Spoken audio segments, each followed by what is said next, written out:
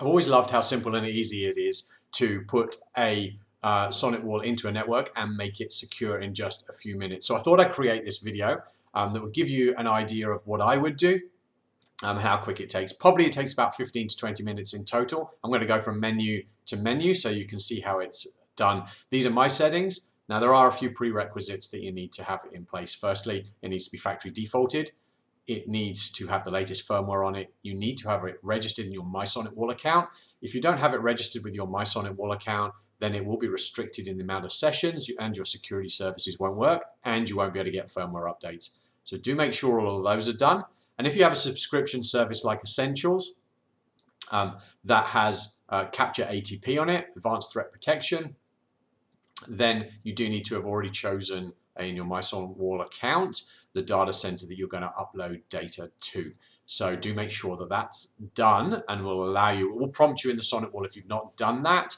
But if you get all those things set, then you can just run through this video from beginning to end.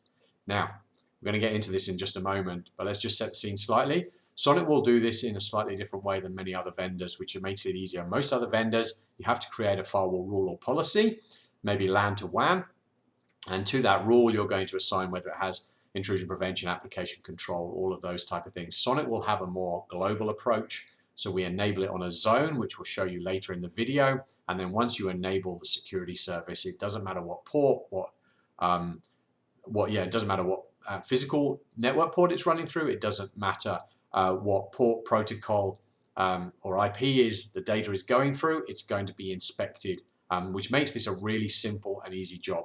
So I'm just going to step you through screen by screen. I'm using a SonicWall TZ270, a fantastic performing box. Can do about 900 megasecond. You'll see one of our other videos. This is a Gen 7. I'm going to just show you also what happens when you enable enhanced security and how to get rid of some round and balance some of the security performance issues there. So let's get going. So the first place we're going to look, obviously I'm on the home screen, and I've already assumed that it's licensed, is going to go to device. So we're going to look at administration first. In administration, I would probably leave this as this is. Because we're going to disable or make sure that nobody can access this interface from the WAN or outside your network. So this is really about you internally. If you've got inquisitive users on your local network, then you maybe want to change the password regularly and ban after a number of attempts at the password, because they probably can get the logon screen enabled. If you're going to enable this for the WAN interface, then I would certainly set this section up. I'm going to go to the time. Set the time zone correct. I like it in international format. It's not a security setting, but it does help me find things in the log a little bit easier. All right, we don't need to do anything else in these menus here because this is about the device. We're going to be looking at most of the security side. So in network and interfaces, now this is a default box, so we will just confirm, but on the WAN interface, we should find everything here is restricted. So if I'm outside of the network, I won't be able to see the web interface, I won't be able to ping it, won't be able to get SNMP, and won't be able to get SSH. So these are quite useful. Ping might be something you do turn on. If you need to turn on the web access, I would strongly recommend that you set a firewall rule that restricts it only to a certain number of IP addresses that can have access to it. All right, so down this left-hand menu, there isn't really anything else that we need to worry about until we get down to firewall now and advanced. So the first thing I'm going to do is turn on enable stealth mode. What does this do? Well, every packet, if I send something to it, or every IP address, if I send something to it, will generally respond and tell me that I've dropped or the packet has dropped. Stealth mode stops the firewall sending any responses at all if it's blocked the packet or dropped it. This makes it more invisible and a little bit more difficult for a user to find whether there is a security device in between themselves and the device they're trying to attack. I'm going to choose randomize IP. Why? Because the IP ID, because again, we can use software to look at the MAC address or the IP address and try and figure out what vendor it may be from. If we can figure out one vendor, we can maybe try some vulnerability attacks. If we choose randomize IP ID, then the SonicWall will keep changing the response that it gives back, and it makes it very difficult for the would-be attacker to figure out there's actually a SonicWall appliance here. So those are two great steps to help hide your firewall. We won't worry about flood protection. We're going to look in SSL control. This is not HTTPS inspection. This is having a look to make sure the certificates that a user is accessing when they're using a web browser or whatever are actually valid. I would probably turn this to enable and put into log to start with. I can then look in the log file and check that everything that we are seeing as potentially wrong is okay and not going to cause any false positives. If that's the case, I'm going to cycle back to this after a couple of days and put this to block, and this is going to put an additional level of security in. I would probably turn detect expired certificates on, because if a user is trying to connect to a site with an expired certificate, there is obviously a reason. Either that person is that site is no longer valid, or it has been revoked. So it's probably worthwhile having that enabled. We can have a look in DNS and DNS proxy. This is something I would probably cycle back to. This is where you would set all of the machines to use the LAN interface IP address of the SonicWall as their DNS server. The SonicWall would then make the onward request to Google or whoever it is and return the results to the end user's device. What this means is that the firewall can actually inspect the packets that are going backwards and forwards and can see their content and make sure that they're okay. There are many applications when we enable or allow DNS, which is port 53 through a firewall, to try and obviously DNS is important for a network to work.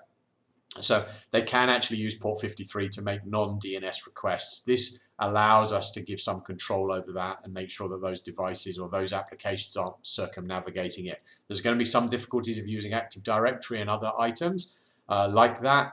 So that's why I said circle back to that if you want to add an additional level of security. So those are our main things that we're going to do in network. Now it all really happens here in objects and zones. Just because these boxes are ticked does not mean your firewall is already doing prevention of these things like gateway antivirus. What it means is it is ready to apply the policies if we have them active. So I'm going to first look at the WAN interface. Unless I have an internal SSL server or HTTPS server that's going to be dishing out web pages to people who can access them from the internet, I'm going to turn this feature off in my settings. I'm also going to look and go, well, actually on the LAN, we've enabled SSL control. SSL control won't now be doing anything because it's not enabled on the zone. So I'm just going to put SSL control on, and we've already now enabled a feature that is active. I haven't had to add any other firewall policies. I've ticked a couple of boxes, and we're now logging. We could have changed that to block, but we're now logging for expired certificates. So that's our starting point. If we don't do this bit, then everything else we do will have no effect. So our next thing that we're going to have a look at in profile objects is the content filtering. So this is again enabled by default. This is the default policy that is created. I would personally make some changes to this. One of the highest risk website categories is called not rated. These are often sites that are used to try and what's called phish, P-H-I-S-H, phish your credentials. They take a website brand new and registered, make it look like PayPal's, and then send you an email. If we choose block on not rated, we will get a certain amount of extra false positives, but we are reducing the risk of a user getting to a site that is possibly collecting information that it shouldn't do. If I was doing this, I would look at the Internet Watch Foundation and set that to block. This is a very specific set of categories that are at the extreme child abuse end of things, and so should really be blocked. I would probably be looking at block pay to surf sites as well, unless there's a reason for you to be allowing that. And then just have a look through and see if there's anything else in here that you feel shouldn't be. Proxy avoidance and hacking. I would probably be blocking that as an option as well. And that would probably give me my top ones that I would be having a look at. We already know that this is what we're basically doing: race, hate, pornography, violence, all of those type of things are already blocked. And you can change this to however it fits for you. But this is how I'm doing this as a creation out of the box. You can create your own new allow list, and you can put on websites that fit into these. But for me, the most critical one I would do is block not rated. It will throw up some values that will cause you some issues to get around and put some allow lists, but it will protect your network the most. So that's that portion there. Content filtering actions is the only other thing down here. We can change the page here. So you can put in your contact number or something if this is for an IT department. And you can see, I think if you hit a preview on here, this is what it looks like, but you can change this, please call IT, and let them know what they're seeing. So when you get a block page, it will block, tell you the category and why it has been blocked. You can set a password override. Do this with care, especially if that password gets shared around. Probably means that you don't have much content filtering left afterwards. So that again is everything we need to do in objects. So now we're going to look at policies. Very little we need to do in here. Our content filtering policies are already set, for instance.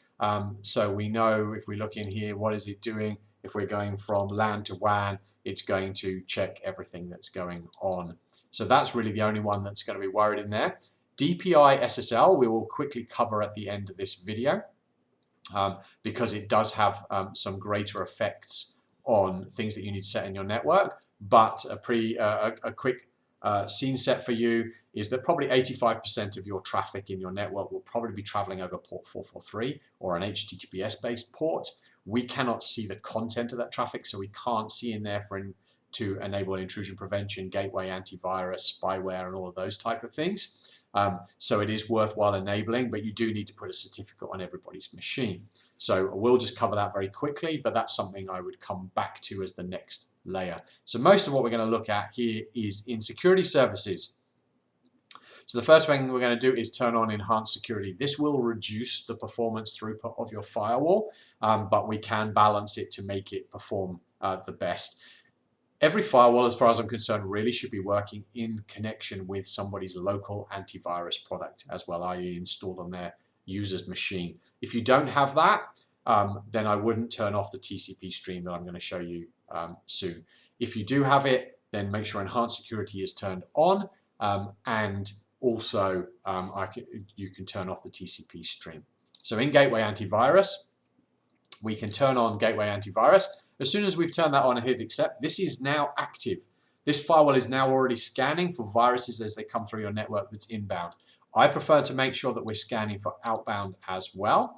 Now, if you have a performance, if you need a very high throughput or you don't have antivirus installed on the local machines, then don't turn on TCP stream at the bottom. TCP stream is now going to literally look in every packet of every port of every protocol as it comes through. This is the ultimate, and I would normally run the firewall in this, but you will lose a 5 times performance. So if you can see a gig, it'll probably drop to 200 megasecond. That doesn't mean that you won't get a gig on anything else. It's just packet and downloads, or downloads specifically, or larger files will be a little bit slower because it's now inspecting everything that's going through. If you've got an antivirus client, then since we're checking all the other protocols, and I would suggest you only do this when you turn HTTPS on as well, HTTPS inspection, then it's probably safe. So you could leave this option off. We're going to follow the same vein. We're going to do anti-spyware. So we're going to turn anti-spyware on, hit accept. Now what we'd normally recommend is turn on high priority to start with and detect on all of the others. So what's this doing? This is showing us what it's done, and it's going to block everything now that it believes is spyware at a high level. So we're going to get very few false positives, but it will show us everything else that it finds. Once we maybe look at the log files and see how it's going, then I would suggest that you come back to medium priority. You might start to get a few false positives there, but you do have options to write around the signatures. But this is at least giving you the ability to immediately block. And like I said, as soon as we've enabled that, that is now doing what you've told it. Doesn't matter what that user's now doing, what protocol they're running, what application they're running, they are now getting spyware protection. We're going to do the same with intrusion prevention. We're going to enable it, accept it. We're going to then set it to block but detect on all. And I would then cycle back to this after a few days, analyze the log files, and then move this down to medium priority. If you really want your network secure, then you're going to slowly move down to low, but you're going to need to remember there's going to be some admin overhead. Geo IP blockers. This I would probably suggest that you do with a little bit of care. This is blocking certain certain countries, sorry, but there are some issues around how IP addresses are allocated to regions and countries, and so you might end up blocking places that you don't want. Often this is used for inbound, where we maybe have opened up a terminal services port, RDP port, and we only want devices from a certain country, but do work with it with care. So I don't normally switch that on as the first stage. Botnet filter, certainly enable this. What's a botnet filter? Well, we've put this firewall into a network. Maybe we don't know the state of the machines behind it. Maybe there's already some that are compromised and are sending their regular requests to a command center, which is called a botnet server. That botnet server is basically has compromised with some email or payload previously that machine, and if they want to command it to do a denial of service attack or do key logging or something like that of other machines, they can do. So by doing this, we are killing off what we know as that type of communication, so worthwhile putting in place. Application control, we're going to enable this. It's not going to do anything without us creating match objects, so at least we get this enabled. Application control is going to help increase our overall security posture. How does it do this? Well, let's have a think. We've done content filtering and maybe we don't want users to get to Facebook. That's great. But if I'm using maybe a smartphone, I'm using an application, and that circumnavigates the normal web requests.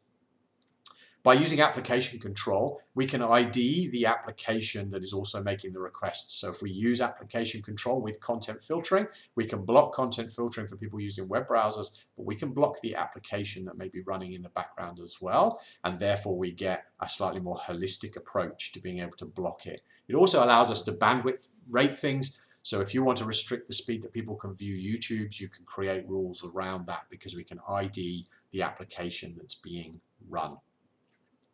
So then content filtering, make a very simple change in here.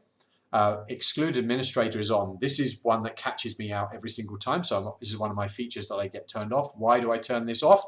If I'm setting up a new content filtering rule and I go up into here, start a new web browser session and go xxx.com because I blocked pornography, I will get the page loaded. Why? Because my policy says exclude the administrator. I'm currently logged into the firewall, and as a result, I now have full access and none of those policies are applied to me. So by excluding this, I become a normal user and it becomes a little bit better and easier to troubleshoot and make sure I'm setting things up right.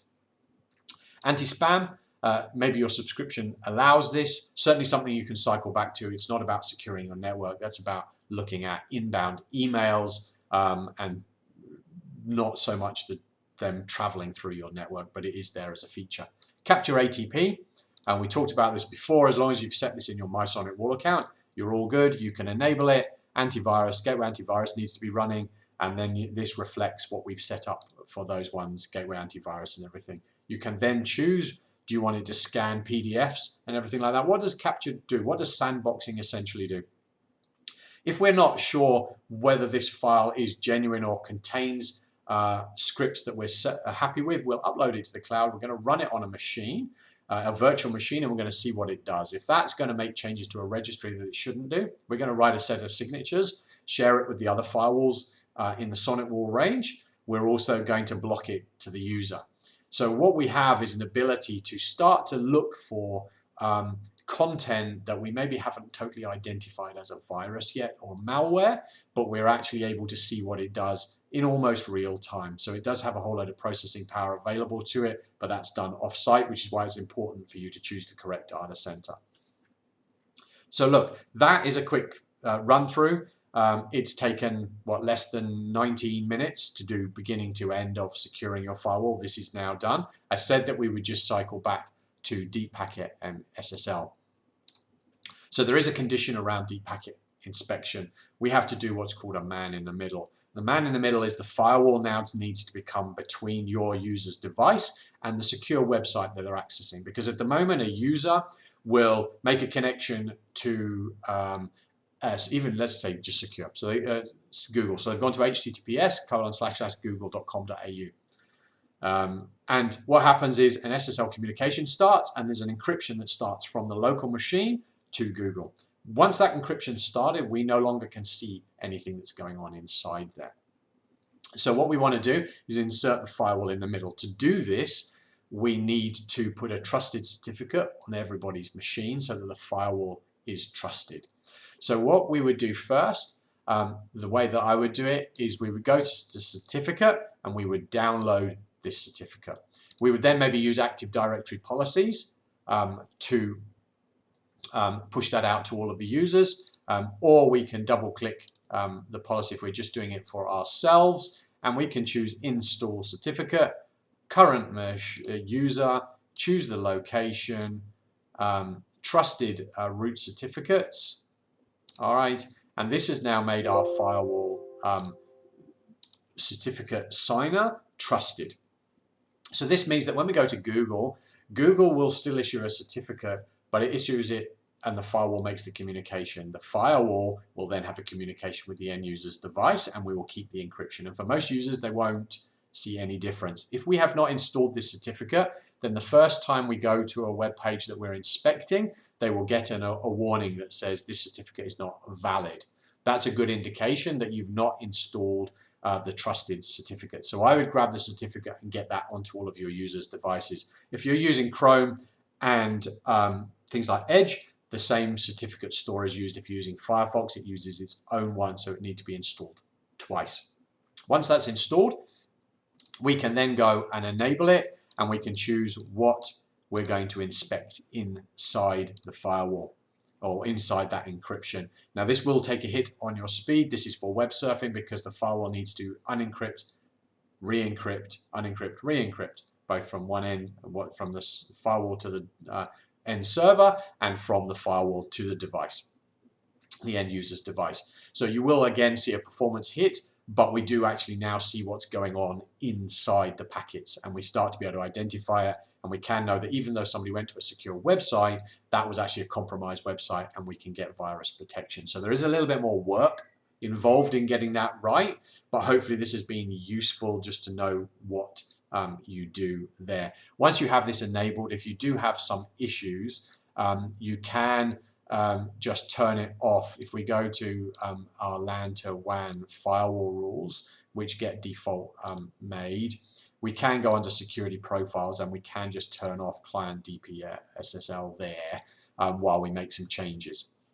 So it is easy to just change it per rule. Obviously, you could add in some specific rules here because there will be some devices that won't be able to get that certificate, maybe some VoIP phones and things like that. So you could obviously create a rule that was those IP addresses to anything in the world, or even to a specific server, and then you could make sure that client DPI SSL was turned off for them. So hopefully this has been useful. That is like less than 25 minutes, how to secure your network from beginning to end. That is ready to go. Your network is already now secure. You can rest in peace that what is going through it has the best protection available and the best balance of performance. So hopefully that's been useful. And please do follow this. Give me some comments, but do follow this and get your network as secure as possible, as quickly as possible.